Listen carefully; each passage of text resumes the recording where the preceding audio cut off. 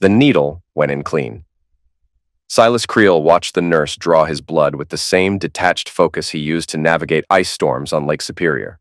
Standard procedure. Maritime insurance required a full health panel before his next deployment. 23 years captaining cargo ships, and this was just another box to check. Results in 3 days, the nurse said, pressing a cotton ball to his arm. You can pick them up, or we'll mail them. I'll pick them up. Silas drove home through Duluth's gray December streets, past the docks where his ship would be loading iron ore pellets next week. The city looked smaller every time he returned from the water, smaller and more foreign. Nadine's car wasn't in the driveway. She was pulling another double at St. Julian's Hospital. Their 14-year-old daughter, Maya, would be at basketball practice until 6. The house felt hollow, like it always did when he first came back from months at sea. He made coffee and sat at the kitchen table, staring at mail that had piled up during his 9 months away. Bills, advertisements, a few Christmas cards from other ship families. Nothing that couldn't wait. 3 days later, Silas sat in Dr. Palmer's office holding his test results. The older physician cleared his throat and adjusted his glasses. Everything looks good overall, Captain Creel. Cholesterol's a bit high, but that's normal for your age and profession. However, there is one issue we need to address. Silas waited.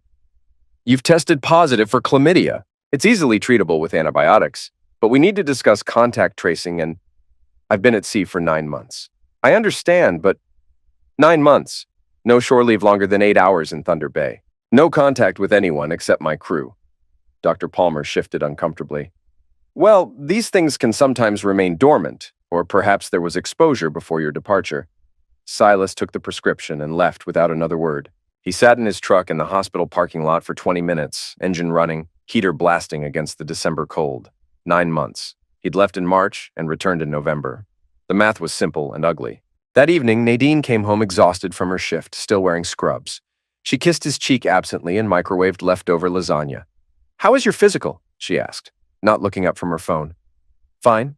Clean bill of health. She nodded, scrolling through something. Good. Maya's got a game Friday. Think you can make it before you ship out? I'll be there. Silas filled the antibiotic prescription the next morning and took the pills as directed. He didn't tell Nadine about the diagnosis. He didn't accuse her of anything. Instead, he did what he always did when facing dangerous waters. He gathered information. Over the next week, he observed. Nadine worked her usual 12-hour shifts at the trauma center, but her schedule seemed more erratic than he remembered. She took calls in the bathroom with the door closed. She showered immediately after coming home, even after day shifts when she shouldn't have been exposed to much. The house felt different too. Furniture had been moved slightly. There was a wine glass in the sink that didn't match their set. The sheets on their bed smelled like unfamiliar cologne when he pressed his face to them while Nadine was at work.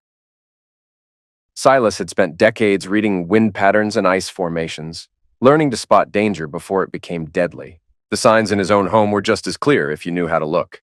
He started with the simple things. Phone records showed calls to a number he didn't recognize, usually during his deployment months. The cell phone bill revealed location data putting her phone at places other than the hospital during her supposed shifts. A check of their joint credit card showed charges at restaurants where Nadine claimed she'd never been. Hotel charges during times when she said she was working late. Expensive lingerie purchases that she'd never worn for him. But Silas needed more than circumstantial evidence. He needed proof that would hold up in court. He installed a small security camera in their bedroom, hidden behind a picture frame. The kind of wireless device he used to monitor equipment on his ship. Simple, effective, invisible. For 3 days, nothing. Then Nadine called in sick to work, but left the house dressed up, saying she had errands to run. The camera caught everything when she returned 2 hours later with a man Silas didn't recognize. Tall, athletic, confident. He moved through Silas's house like he owned it, knew where the coffee cups were kept, which bathroom to use. They went upstairs together, and the bedroom camera recorded 43 minutes of his wife having sex with another man in the bed, where their daughter had been conceived. Silas watched the footage on his laptop in the basement, his expression never changing. When it was over, he saved the files to 3 different devices and uploaded backups to a secure cloud server. The man's face had been clear in several shots. A reverse image search led to a LinkedIn profile. Dr. Tyree Gillen, emergency physician at St. Julian's Hospital. Married, 2 kids, 5 years younger than Silas. Posted photos of himself running marathons and climbing mountains. The kind of man who collected experiences like trophies. Silas spent the next day learning everything about Tyree Gillen. Social media gave him the man's habits, his favorite restaurants, his weekend routines. Public records revealed his home address, his wife's name, his children's school. Medical board listings showed 2 previous ethics violations that had been quietly resolved. The picture that emerged was of a man who took what he wanted and relied on his charm and position to avoid consequences. Silas had met plenty of men like that in his years at sea. They usually learned hard lessons about the difference between confidence and competence when the storms hit. But this storm would be different. This storm would be carefully planned and precisely executed. Silas's phone rang while he was reviewing financial statements at the kitchen table. Maya calling from school. "Dad, can you pick me up? I'm not feeling good." 20 minutes later, she climbed into his truck looking pale and shaky. Instead of driving straight home, he pulled into the parking lot of a McDonald's and bought her a Coke. "What's wrong, kiddo?" Maya stared out the window. "Some girls at school were talking about Mom, saying she's been seen around town with some guy when you're gone." Silas felt something cold settle in his chest. "What girls?" "Jessica's mom works at the hospital. She said—" Maya's voice cracked. "She said Mom's been acting different at work, more secretive. And that Dr. Gillen has been asking about you, like when you're coming back and stuff." Silas reached over and squeezed his daughter's hand. "What do you think about all this?" "I think Mom's been weird since you got back, like happy but nervous at the same time. And she's been cleaning the house a lot, like she's erasing something." Smart kid. Silas had raised her to notice details, to think for herself. Now those skills were breaking her heart. "Dad, are you guys getting divorced?" "I don't know yet, Maya, but whatever happens, you and I will be okay. I promise you that." That evening, Nadine worked late again, or claimed to. Silas used the time to make copies of all their financial documents and open a separate bank account. He transferred Maya's college fund into a trust with himself as the sole trustee, legally protecting it from any divorce proceedings. He also made a call to Janet Walsh, the best divorce attorney in Duluth. Former prosecutor known for thorough preparation and ruthless courtroom tactics. He scheduled a consultation for the following week, after his next conversation with Dr. Gillen. The St. Julian's Hospital annual fundraising gala was held every December at the Duluth Entertainment Convention Center. Nadine had been excited about it for weeks, buying a new dress and getting her hair done. She looked beautiful that night, radiant in a way that made Silas's chest tight with old affection and new fury. They made small talk with other couples, Nadine's hand light on his arm, playing the role of devoted wife. She introduced him to colleagues, including several doctors from the emergency department. Dr. Gillen wasn't among them. Silas excused himself to get drinks and found Tyree near the silent auction tables, examining a donated fishing trip package. Up close, the man was everything his photo suggested. Confident posture, expensive watch, the kind of smile that probably worked on everyone except ship captains who'd learned to read dangerous currents. "Dr. Gillen." Tyree turned, extending his hand automatically. "I don't think we've met." "Silas Creel, Nadine's husband." The change in Tyree's expression was subtle, but unmistakable. A tightening around the eyes, a slight shift in posture. He'd heard the name before. "Ah, the ship captain. Nadine talks about you all the time. Glad to finally meet you." Silas shook the offered hand, applying just enough pressure to make a point. "I'm sure she does." He pulled a manila envelope from his jacket pocket and handed it to Tyree. "Photos from our recent vacation. Thought you might enjoy seeing them." Tyree took the envelope reflexively, then glanced around at the crowded gala. "I'm not sure I understand. Open it when you get home. I think you'll find them very educational." Silas walked away without another word, leaving Tyree standing frozen by the auction tables, envelope in hand. The drive home was quiet. Nadine chatted about the event, mentioned how nice everyone had been, asked if he'd enjoyed meeting her colleagues. Silas made appropriate responses while watching her in his peripheral vision. She seemed genuinely happy, unaware that her world had just shifted on its axis. "Who was that man you were talking to by the auction?" she asked as they pulled into their driveway. "Dr. Gillen. You work with him, don't you?" A pause. Just a heartbeat, but enough. "Yes, sometimes. He's an emergency. Why?" "Just being polite. You always tell me to socialize more at these things." Nadine laughed, the sound only slightly forced. "True. I'm proud of you for making the effort." Inside the envelope Silas had given Tyree were 3 high-resolution photos from the bedroom camera. Clear shots of the doctor's face during intimate moments, date and timestamps visible. Nothing erotic that could be dismissed as revenge fantasy, but unmistakably real and unmistakably damaging. Also in the envelope was a single sheet of paper with a phone number and the words, "Call me tomorrow, 10 a.m. Come alone." Tyree called at exactly 10 a.m. "What do you want?" No pretense, no denials. The man was smarter than Silas had given him credit for. "To talk. There's a coffee shop called Superior Grounds on 4th Street. 1 hour." "I can't just 1 hour, doctor, or I call your wife and the medical board in that order." Silas arrived early and chose a corner table with a clear view of the entrance. When Tyree walked in, his face was pale, and his hands shook slightly as he ordered coffee. He sat across from Silas like a man approaching a firing squad. "How long?" Silas asked. 8 months. "My house?" "Sometimes. She said you wouldn't be back until spring." Silas nodded. "What's the plan? Divorce me, marry you?" Tyree shifted uncomfortably. "It's complicated. My situation. Your wife doesn't know." "No." "Kids?" "2 boys, 8 and 10. Silas studied the younger man's face. Fear, guilt, but also calculation. Still looking for angles, still hoping to manipulate his way out of consequences. "Here's what's going to happen," Silas said, his voice never rising above conversational volume. "You're going to end things with my wife. Today. You're going to tell her it was a mistake and that you've decided to work on your marriage." "And if I don't?" Silas pulled out his phone and showed Tyree a photo of an email draft addressed to the state medical board. The subject line read, "Formal complaint. Dr. Tyree Gillen. Ethics violations and patient endangerment. I've been doing research, doctor. Your prescription patterns are interesting. A lot of controlled substances going to patients who don't seem to exist in the hospital database. Pain medications prescribed to your address. Want to explain that?" Tyree's face went white. "You can't prove anything." "I don't have to prove it.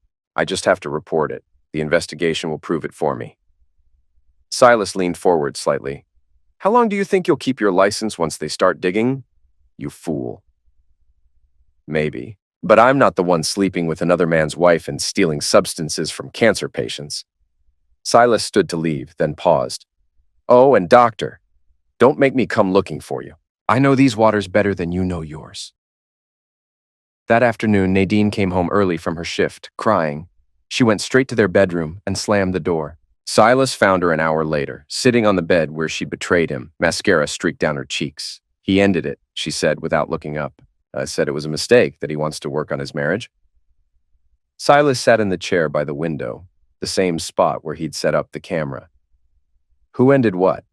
She looked at him then, searching his face for signs of knowledge or judgment. Finding neither, she seemed to deflate. "I've been seeing someone. While you were gone. It's over now." "Okay. That's it? Just okay?" "What do you want me to say, Nadine?" She stood up, anger flashing in her eyes. "I want you to care. I want you to fight for me, or scream at me, or something. You've been gone 9 months out of every year for 14 years. I was lonely, and he made me feel alive again. And now he doesn't. No, now he doesn't." She wiped her eyes with the back of her hand. "So what happens now?" "I don't know. I need to think." But Silas already knew exactly what happened now. The first phase was complete. Tyree had been neutralized as an immediate threat, but not destroyed. Nadine was emotionally vulnerable, cut off from her source of validation and support. Now came the real work. Over the next week, Silas watched his wife carefully. She threw herself into work with manic energy, picking up extra shifts and staying late for paperwork that could have waited. She avoided eye contact during their brief conversations and slept on the far edge of their bed, as if afraid to accidentally touch him. Maya noticed the tension immediately. She asked fewer questions and spent more time in her room, headphones on, creating distance from her parents' Cold War. Silas made sure to maintain normal interactions with his daughter, helping with homework and driving her to basketball practice, trying to shield her from the worst of what was coming, because something was definitely coming. Silas had spent too many years reading weather patterns to miss the signs of a building storm. The first sign was financial. A review of their joint accounts showed that Nadine had been moving small amounts of money into a separate savings account over the past 6 months. Nothing dramatic enough to trigger alerts, but a steady drain that suggested advanced planning. The second sign was legal. A discreet call to a private investigator he'd used for maritime insurance cases revealed that Nadine had met with a divorce attorney 3 weeks before Silas returned from his last deployment. She'd been planning her exit strategy while still sleeping with Tyree, hedging her bets in case the affair didn't work out. The third sign was professional. Conversations with other hospital spouses revealed that Nadine had been bad-mouthing Silas for months, painting him as an absent, emotionally distant husband who cared more about his ship than his family. She'd been building a narrative that would support her in divorce proceedings. But the most damning sign was personal. While cleaning out some boxes in the basement, Silas found a folder hidden behind old Christmas decorations. Inside were printouts of his pension information, calculations of their home's current market value, and notes about Minnesota's divorce laws written in Nadine's handwriting. She hadn't just betrayed him. She'd been systematically planning to destroy him. That night, after Nadine left for another late shift, Silas made several phone calls. The first was to his lawyer, authorizing her to begin divorce proceedings immediately. The second was to his union representative, ensuring that his pension would be protected through the upcoming legal battle. The third was to a private investigator, requesting a complete background check on both Nadine and Tyree. The fourth call was to Child Protective Services. "I'd like to report a concern about a child's welfare," he told the intake worker. "I believe my daughter may be at risk due to my wife's recent behavior and the presence of unknown adults in our home while I'm at work." It wasn't technically a lie. There had been an unknown adult in their home, Tyree. And Nadine's emotional instability over the past week could reasonably be seen as concerning for Maya's well-being. The fact that the affair was over didn't negate the months when it had been ongoing. CPS would investigate, find no immediate danger, and close the case within a few weeks. But the investigation would create an official record of Nadine's compromised judgment and bring unwanted scrutiny to her work at the hospital, where any hint of scandal could damage her reputation irreparably. The social worker arrived unannounced on Tuesday morning while Nadine was sleeping after a night shift. Maya was at school, so Silas was alone when he answered the door. "Mr. Creel, I'm Sandra Hayes from Child Protective Services. We received a report about possible concerns regarding your daughter's welfare." Silas invited her in, playing the role of confused but cooperative father. He explained that he'd recently returned from months at sea to find his wife behaving strangely, mood swings, secretiveness, bringing unknown people to their house. He was worried about Maya's emotional well-being, but wasn't sure what steps to take. The social worker took notes and asked to see Maya's room, the kitchen, the general living conditions. Everything was clean and well-maintained, exactly what Silas had ensured it would be. "Is your wife available to speak with me?" "She's sleeping. She worked a double shift last night at the hospital, but I can wake her if you need." "That would be helpful." Nadine appeared 20 minutes later in her robe, hair disheveled, clearly disoriented by being woken up. Her confusion turned to horror when she saw the CPS badge. "I don't understand. What's this about?" Sandra Hayes explained the report while Nadine's face cycled through shock, anger, and dawning realization. Her eyes found Silas across the room, and he saw the moment she understood who had made the call. "This is ridiculous. There's no danger to Maya. She's a straight-A student, involved in sports, happy and healthy." "I'm sure that's true, Mrs. Creel. This is just a preliminary investigation to rule out any concerns. Can you tell me about any recent changes in your household or routine?" Nadine glanced at Silas again, trapped between truth and self-preservation. "My husband has been away at sea for 9 months. His return has been an adjustment for all of us." "Any other adults who spend time in the home?" A pause. "No, just family." The lie hung in the air like smoke. Sandra Hayes made a note. The interview continued for another 30 minutes, covering Maya's school performance, medical history, and general well-being. Nadine answered truthfully but stiffly, aware that every word was being recorded and evaluated. When the social worker left, Nadine turned on Silas with fury that had been building for an hour. "You called them on me, your own wife." "I called them because I was concerned about our daughter." "Bullcrap. This is about the affair. You're trying to destroy me." Silas met her gaze steadily. "If you're destroyed, Nadine, it won't be because of anything I did." She slapped him then, hard enough to snap his head to the side. He absorbed the blow without flinching, which seemed to enrage her further. 14 years of marriage. 14 years of me holding this family together while you play sailor. And this is how you handle one mistake." "One mistake?" Silas touched his cheek where her hand had connected. 8 months of bringing another man into our bed isn't one mistake. It's a choice you made every single time." "I was lonely." "You were married." Nadine's face crumpled, and for a moment she looked like the woman he'd fallen in love with 20 years ago. Young, vulnerable, full of dreams about their future together. Then the moment passed, and she was a stranger again. "What do you want from me, Silas?" "I want you to understand that actions have consequences." The CPS case was closed within 2 weeks, as Silas had expected. No evidence of misuse or neglect, no ongoing danger to Maya's welfare. But the damage was done. Word spread through the hospital staff that Nadine Creel was being investigated by social services. Whispers followed her through the halls, speculation about what kind of mother attracted CPS attention. Her supervisor called her in for a private meeting to discuss the situation. Nothing official, just a friendly conversation about whether there were any personal issues affecting her work performance. Nadine denied everything, but the seed of doubt had been planted. Meanwhile, Silas continued his own investigation into Tyree's activities. The private investigator he'd hired was thorough and discreet, with contacts throughout the medical community. What she found exceeded even Silas's expectations. Dr. Tyree Gillen had a pattern of inappropriate relationships with hospital staff dating back 5 years. 2 previous complaints had been quietly settled to avoid scandal, but the behavior had continued. He was also skimming controlled substances from the pharmacy, supposedly for personal use, but possibly for resale. His medical practice was ethical and competent, but his personal conduct was a liability the hospital couldn't afford to ignore. Armed with this information, Silas made another call, this time to the hospital's chief of staff. "Dr. Morrison? This is Captain Silas Creel. My wife Nadine works in your trauma center." "Yes, of course. How can I help you, Captain?"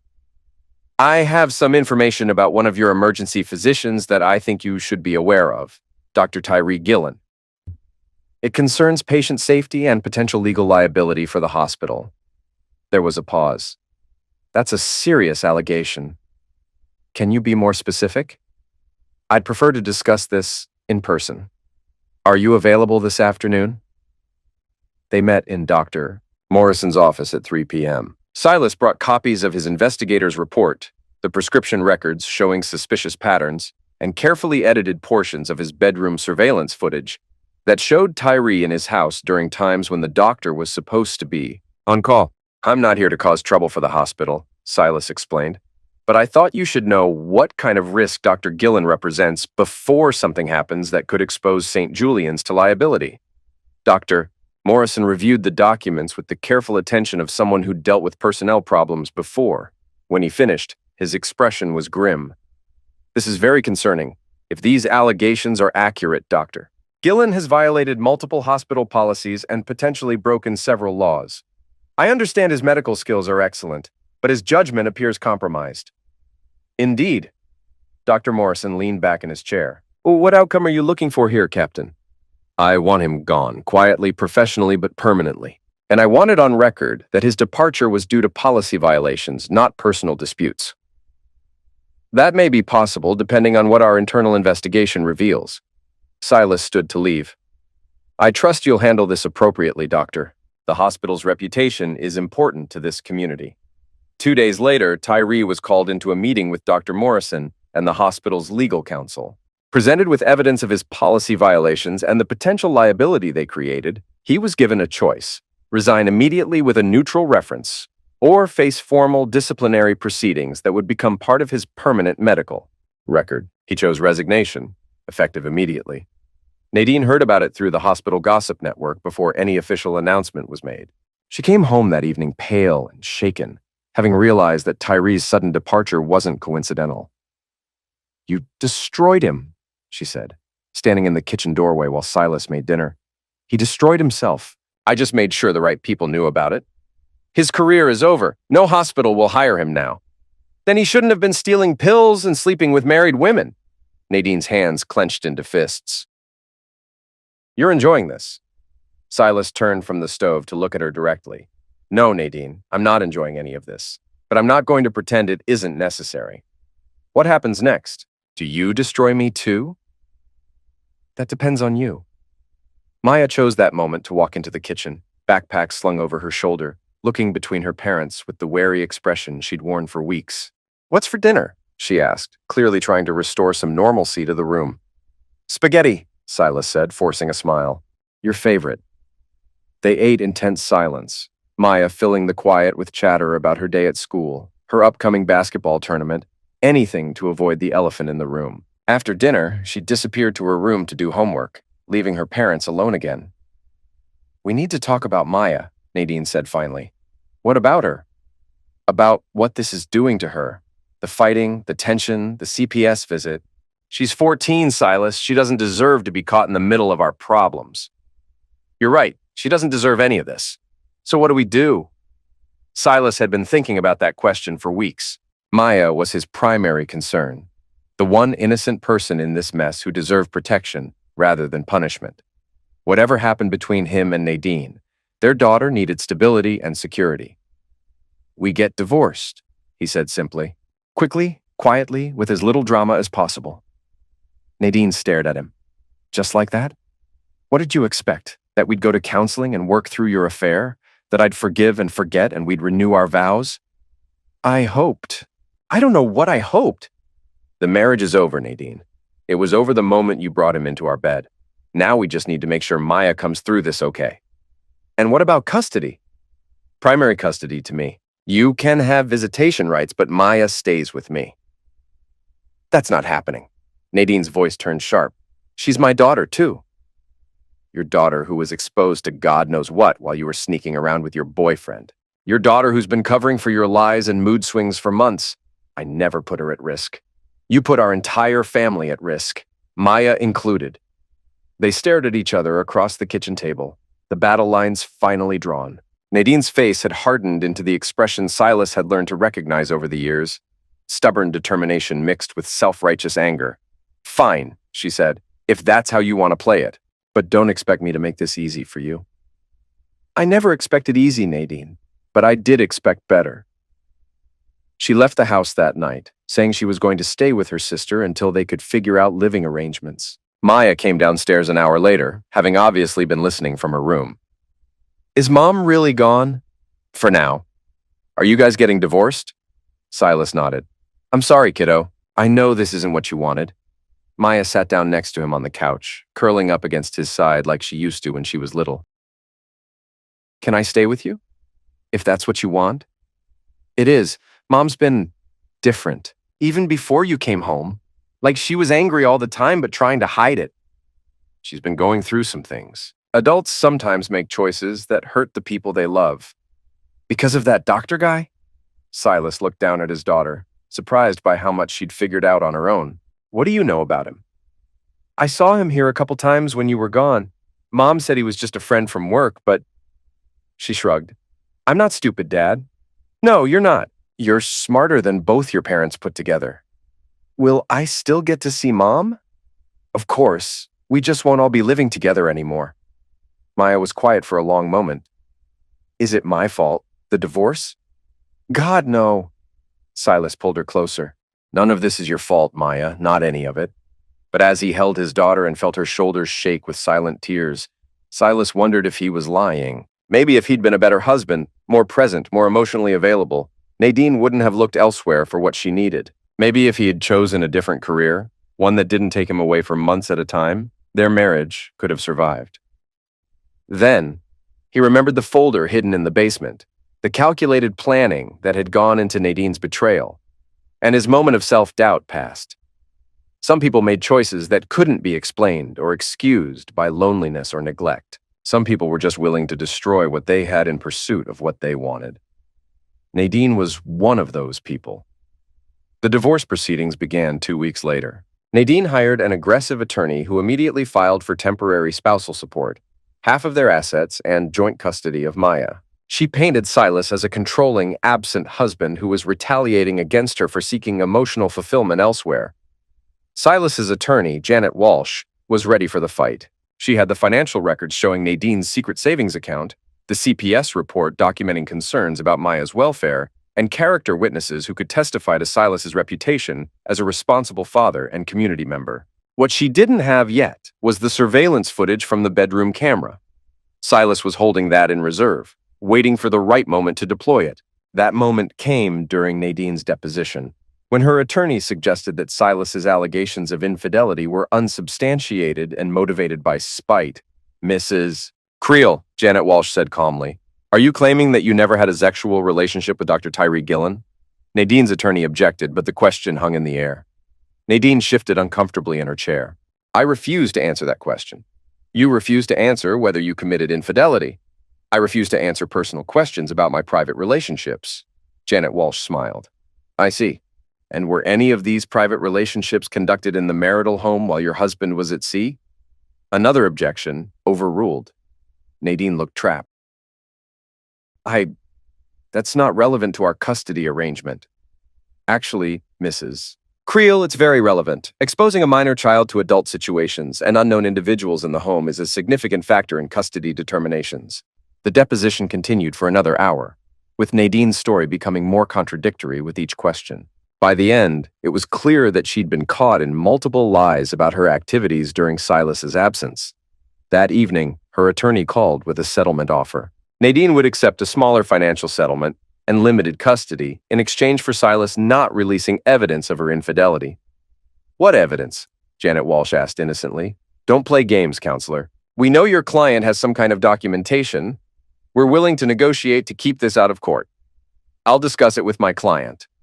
Silas listened to the offer and considered it carefully. A quick settlement would be easier on Maya, less public scrutiny, fewer opportunities for things to get ugly. But it would also mean that Nadine faced no real consequences for her choices, that she could walk away from the wreckage of their marriage with minimal damage to her reputation or career. No deal, he told Janet. Let's go to trial. Are you sure? Trials are unpredictable, and the footage you have is explosive. It could make things very ugly very quickly. Nadine made things ugly when she brought another man into my bed. I'm just making sure there are consequences. The trial was scheduled for March, giving both sides time to prepare their cases. Nadine moved in with her sister and began a campaign to rehabilitate her image, telling anyone who would listen that Silas was a vindictive husband who couldn't accept that their marriage had simply run its course. She also began showing up at Maya's school events and basketball games, playing the role of devoted mother, trying to maintain a relationship with her daughter despite her husband's unreasonable demands. Maya tolerated these appearances, but didn't encourage them, which only seemed to make Nadine more desperate.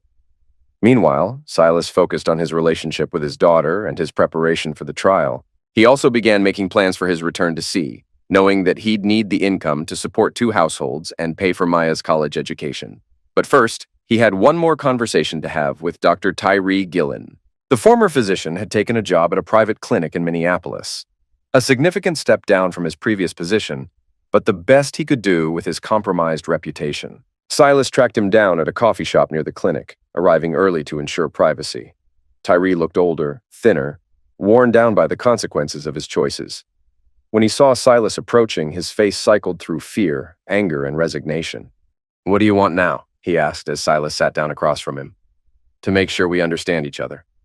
I lost my job, my reputation, my marriage is falling apart. What more do you want? I want to make sure you understand that this isn't over.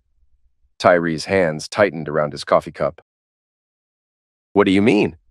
I mean that if you ever contact my wife again, if you ever come near my daughter, if you ever set foot in Duluth again, I will release every piece of evidence I have about your activities at St. Julian's. The prescription fraud, the stolen substances, the pattern of inappropriate relationships. All of it. You already destroyed my career. No, I ended your career at one hospital. I can destroy your ability to practice medicine anywhere in the country. Tyree's face went pale. You can't prove the prescription thing. I don't have to prove it. I just have to report it to the right people and let them investigate. How long do you think your medical license will survive that kind of scrutiny? What do you want from me? Nothing. I want you to disappear. I want you to stay disappeared. And I want you to understand that if you don't, the consequences will be permanent and irreversible. Silas stood to leave, then paused. Oh, and doctor, if anything happens to me, accident, illness, whatever, all that evidence gets released automatically. So you have a vested interest in my continued good health. He walked away without looking back, leaving Tyree alone with his coffee and his fears. The trial began on a cold March morning with snow falling steadily outside the courthouse windows. Nadine arrived with her attorney and a small group of supporters from the hospital, playing the role of wronged woman fighting for her rights. Silas came alone except for Janet Walsh, dressed in his best suit, calm and composed as he'd been throughout the entire ordeal. Maya was not required to testify, but she was present in the courtroom, sitting behind her father's table where her mother couldn't make eye contact with her. The first day was mostly procedural, with both attorneys outlining their cases for the judge. Nadine's lawyer painted her as a devoted mother and professional who had made one mistake in an otherwise exemplary life. Silas was portrayed as a controlling husband who couldn't forgive a moment of human weakness. Janet Walsh's opening statement was more direct. "Your Honor, this case is about accountability. Mrs. Creel didn't make one mistake. She made a series of calculated decisions over 8 months that betrayed her marriage vows, endangered her child's welfare, and violated the trust that is fundamental to any family." The second day brought testimony from character witnesses. Nadine's supporters spoke about her dedication to her patients, her love for her daughter, her struggles with the loneliness of being married to a man who was gone for months at a time. Silas's witnesses were fewer but more specific. Maya's basketball coach, who testified about the girl's emotional distress during her mother's affair, a neighbor who had seen unfamiliar cars in the Creel driveway during Silas's absence, Dr. Morrison from the hospital, who described the concerns that had led to Dr. Gillen's resignation. On the third day, Janet Walsh played the surveillance footage. The courtroom fell silent as the images flickered on the screen. Nothing explicitly erotic, but unmistakably intimate. Nadine and Tyree in the marital bedroom, their body language leaving no doubt about the nature of their relationship. Nadine's face crumpled as she watched herself on screen. Several of her supporters quietly left the courtroom. Even her attorney looked shaken by the stark evidence of her infidelity. "Your Honor," Janet Walsh said as the footage ended, "Mrs. Creel has consistently denied the extent of her relationship with Dr. Gillen. This evidence, recorded in the defendant's own home, speaks for itself." Nadine's attorney tried to object on privacy grounds, but the damage was done. The footage had been legally obtained by Silas in his own home, and it directly contradicted his client's sworn testimony. The final day of trial was devoted to closing arguments. Nadine's lawyer made an emotional plea about forgiveness, about the pressures of modern marriage, about not punishing a child for her mother's mistakes. Janet Walsh was more pragmatic. "This isn't about punishment, Your Honor. It's about protecting a 14-year-old girl who has already been through enough trauma, Mrs. Creel's choices have consequences, and those consequences include losing the right to primary custody of her daughter." The judge took a recess to consider his decision. When court reconvened 2 hours later, his expression was grave. This has been a difficult case involving painful testimony and evidence. However, the court must consider the best interests of the minor child above all other factors. He awarded primary custody to Silas, with Nadine receiving supervised visitation rights every other weekend. The marital assets were divided, with Silas receiving the house and the majority of their savings, while Nadine was ordered to pay child support based on her hospital salary. Furthermore, the judge continued, the court is troubled by evidence suggesting that Mrs. Creel exposed her minor child to inappropriate situations during her extramarital relationship. Any future custody modifications will require clear evidence that she has addressed these judgment issues. Nadine sobbed openly as the judgment was read. Her sister had to help her from the courtroom, while Maya sat quietly beside her father, processing what this meant for her future. Outside the courthouse, Nadine's attorney made a brief statement about appealing the decision. Nadine herself said nothing, her face hidden behind sunglasses as she hurried to her sister's car. Silas and Maya drove home in silence through the falling snow. Only when they were in their driveway did Maya speak. "Is it really over?" "The legal part is. Your mom might appeal, but that will take months." "What about the other part?" Silas looked at his daughter, struck again by her perceptiveness. "What other part?" "The part where you're still angry." He considered the question carefully. Was he still angry? Yes, but the white-hot fury that had driven him through months of investigation and legal maneuvering was cooling into something else. Not forgiveness, but a kind of tired satisfaction that justice had been served. "I'm working on that," he said finally. "Good, because I need you to be my dad, not Mom's enemy. I can do that." That evening, while Maya was at a friend's house, Silas sat in his kitchen with a beer and a pile of mail that had accumulated during the trial. Among the bills and advertisements was a letter from his shipping company, confirming his next deployment. He was scheduled to leave in 2 weeks for a 3-month run to Thunder Bay and back. For the first time in months, the prospect of returning to sea felt like relief rather than escape. Out there, surrounded by water and weather he understood, He could find his equilibrium again. He could be Captain Creel instead of the wronged husband, could focus on navigation and cargo instead of revenge and retribution. But first, he had one final conversation to have. Nadine had been staying at her sister's house since the trial, but she still had a key to their house and a few belongings to collect. She called that weekend to arrange a time when Maya would be out, presumably to avoid another emotional scene. She arrived on Sunday afternoon looking haggard and older than her 42 years. The stress of the trial and its aftermath had taken a visible toll, carving new lines around her eyes and mouth. "I just need to get my things," she said without meeting his eyes. "Take whatever you want. I'll be in the basement."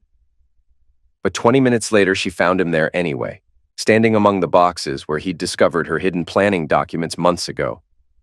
"I never meant for it to go this far," she said. Silas looked up from the old Christmas decorations he'd been sorting. "Which part? The affair, the lies, or the attempt to take everything in the divorce? Any of it. All of it." She sat down on the basement steps, suddenly looking exhausted. "I just wanted to feel alive again. And now? Now I feel like I'm drowning." They stood in silence for a moment, surrounded by the detritus of their shared life. Boxes of Maya's childhood artwork, old photo albums, Christmas ornaments from holidays when they'd been happy. "I know you won't believe this," Nadine said finally, "but I did love you. Maybe not the way you needed, but I did love you. I believe you, but love isn't enough if you don't respect what you love. I know that now.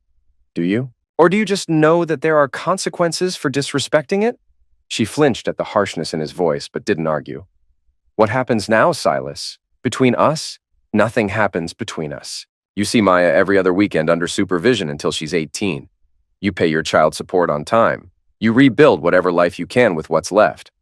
And you? I go back to sea. I raise our daughter. I try to remember why I used to think we were good together." Nadine's eyes filled with tears. "I'm sorry. I know that doesn't fix anything, but I am sorry." "I know you are. But sorry doesn't change what happened, and it doesn't change what has to happen next." She nodded and went back upstairs to finish collecting her belongings. An hour later, she was gone, taking nothing but her clothes and a few personal items. Everything else, the furniture they'd bought together, the dishes they'd received as wedding gifts, the photos of happier times, she left behind. Maya came home that evening to find her father cooking dinner and her mother's presence completely erased from the house. If she noticed the absence of family photos from the mantelpiece or the empty space in the master bedroom closet, she didn't mention it. "How was your day with Sarah?" Silas asked as they sat down to eat. "Good. We went to the mall and saw a movie." She paused, then added carefully, "Her mom asked about you and Mom, about the divorce. What did you tell her?" "That it's complicated, but we're okay." "Are we okay?" Maya considered the question seriously. "I think we will be. It might take a while, but yeah." 2 weeks later, Silas returned to his ship for the first time since the previous November. The MV Iron Range was a 740-foot bulk carrier that had been his command for 8 years, and stepping aboard felt like coming home after a long and difficult journey. His crew greeted him with the restrained professionalism that marked Great Lakes sailors, but he caught several of them exchanging glances. Word had spread through the maritime community about his divorce, as news always did in their tight-knit world. "Captain," his first mate said as they prepared to leave port, "good to have you back." "Good to be back, Patterson." "How's Maya handling everything?" "She's strong, stronger than either of her parents, probably." Patterson nodded. He had teenagers of his own and understood the complexities of modern family life. "Kids are resilient, more than we give them credit for." As the Iron Range pulled away from the Duluth docks, Silas stood on the bridge and watched the city recede into the distance. Somewhere back there, Nadine was starting her new life as a single mother with limited custody and a damaged reputation. Tyree was working at his diminished job in Minneapolis, looking over his shoulder and wondering when the other shoe would drop.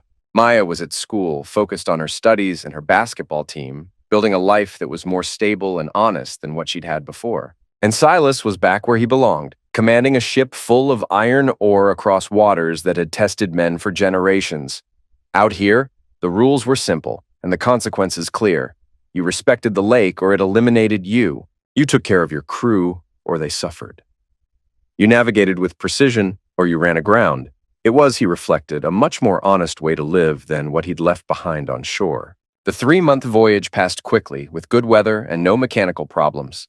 Silas found his rhythm again, the daily routines of command and navigation restoring his sense of purpose. He called Maya every few days via satellite phone, checking on her grades and her games, making sure she was handling her mother's limited visits okay. She was. If anything, Maya seemed more confident and relaxed with the drama of the divorce behind them. She was making new friends, excelling in school, talking about colleges and career plans with the optimism of someone who believed in her future. When Silas returned to Duluth in June, he found his daughter tan and happy from a successful basketball season. She'd grown 2 inches and was talking about trying out for the varsity team as a sophomore. "How was Mom's last visit?" he asked as they drove home from the dock. "Weird. She cried a lot and kept apologizing for things. I told her I just wanted to move forward, but I don't think she knows how." "That's not your problem to solve, kiddo." "I know, but it's still sad." Silas agreed that it was sad. The destruction of a marriage, even one that had been fundamentally flawed, was always tragic. But sadness was different from regret, and he felt no regret about the choices he'd made or their consequences. Over the summer, he heard occasional updates about his ex-wife through the small-town network that connected everyone in Duluth. Nadine had taken a job at a clinic in Minneapolis, closer to her sister. She was seeing a therapist and had joined some kind of support group for divorced women. She sent Maya cards and letters that were full of love and remorse, but offered no real insight into how she planned to rebuild her life.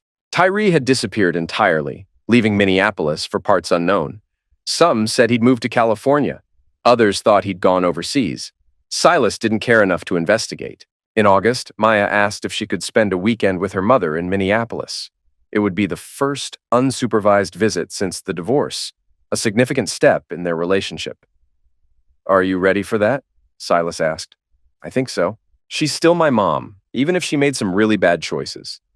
Just remember that you don't have to fix her problems or manage her emotions. You're the kid in this relationship." "I know, Dad. You taught me that."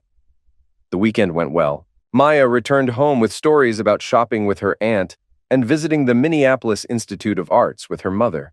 Nadine had been calm and focused on spending quality time with her daughter rather than rehashing past mistakes. It was, Silas thought, the first sign that his ex-wife might actually be capable of learning from her experiences. His next deployment was scheduled for September, another 3-month run that would take him through the fall shipping season. As the date approached, Silas found himself reluctant to leave Maya alone for so long, even though she'd proven herself capable and responsible. "I'll be fine, Dad," she assured him.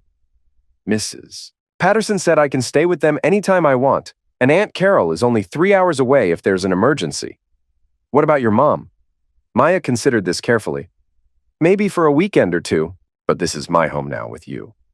On his last night before shipping out, Silas and Maya had dinner at their favorite restaurant overlooking Lake Superior. The water was calm and dark, reflecting the lights of the harbor and the distant glow of the Canadian shore. "Do you ever regret it?" Maya asked as they shared dessert. "The way you handled everything with Mom?"